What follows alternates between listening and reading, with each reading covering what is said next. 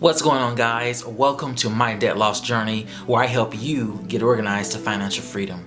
On today's video, we're going to talk about why buying a brand new car is one of the stupidest things you can do, especially if you're not paying for it in cash. So a couple of years ago, I bought a brand new car. I've been driving Uber and Lyft for the past 6 years. It would always be my main source of income, but I always picked up extra jobs on the side as well. I knew I needed a great, reliable car, and I already had a Honda and I kind of wanted to upgrade. So I upgraded from a 2012 Honda Civic to a 2017 Honda Accord.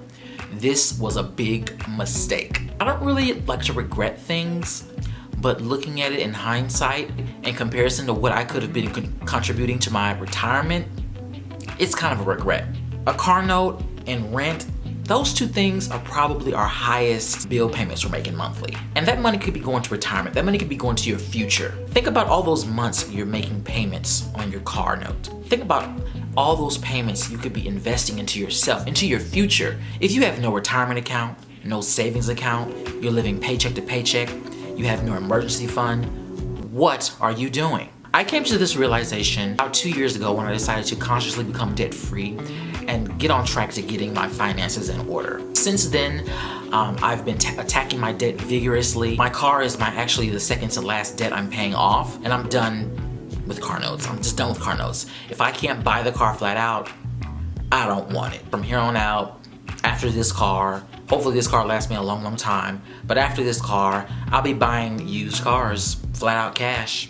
I started getting focused, getting conscious, and getting clear on where I want to be in the next 30-something years, because I don't want to be retired and still working. I don't want to repeat the same patterns my parents did. When I call my dad and check on him and hearing that he's still cutting grass at 60-something, that's not a picture I want for myself. I don't want to be cutting grass at 60-something. Ideally, I don't want to be working at that age. If I'm doing what I love, I don't mind still working at that age, but I want that to be optional. I don't want that to be mandatory.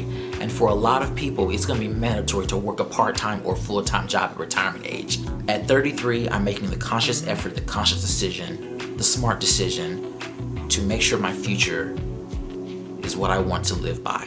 So what do? I become debt-free. I build my emergency fund. I start investing into my retirement in the stock market. And then I just live below my means.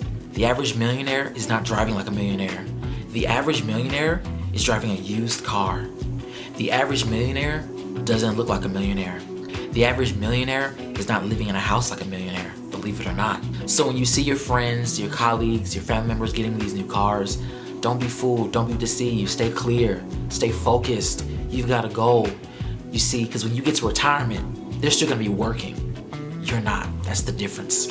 When you hit retirement, they're probably gonna be asking you for money, not the other way around. When you get to retirement, you'll be living off your investments. They won't. When you get to retirement, you're gonna thank your old self for making those future decisions. They won't. To put things into perspective, let's run some numbers. Let's assume your car note is $400 a month. Times that by 12.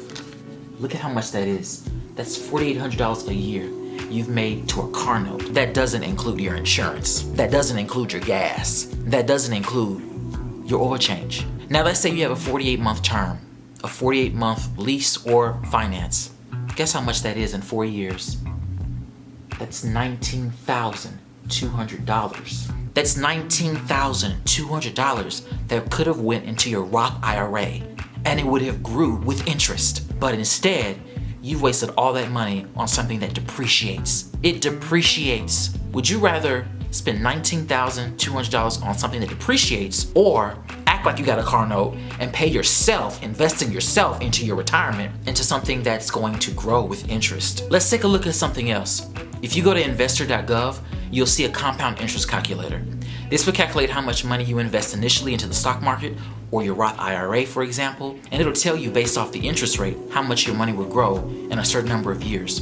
You can easily do this and plug the numbers in, but I'm gonna go ahead and do it for you. So let's assume we make an initial investment of $400 and it grows 8% interest, which is pretty average for the stock market. In 4 years, instead of something that depreciates, you will have $22,000. And let's say you're 21 and you wait until you're 65 to pull that money out. That means you have 44 years of investing $400 a month. And by the time you hit retirement, you have $1.7 million in your Roth IRA. $1.7 million. And you won't owe taxes on it. You can pull a certain number of salary a year off that and live off that and not have to ever work again in your life. I hope you like your brand new car.